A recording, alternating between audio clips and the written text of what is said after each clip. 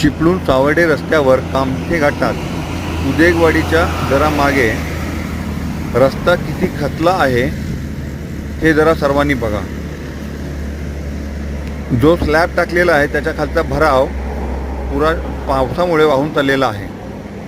नितीन गडकरी साहेबांना national highway 66 Mumbai Goa महामार्ग अशा पद्धतीने अद्भुत बनवल्याबद्दल किती धन्यवाद द्यावेत तेवढे थोडेच आहेत।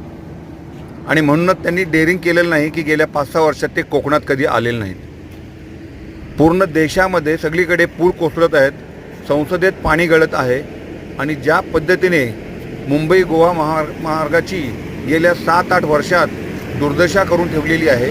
आमच्या चिपळूण शहराचं जे काय अतोनात नुकसान केलेलं आहे त्याला सर्वस्वी मोदी सरकार, BJP सरकार, नितीन गडकरी साहेब, मी त्यांना गडकरी नाही खड्डेकरीच म्हणतो, हे जबाबदार आहेत।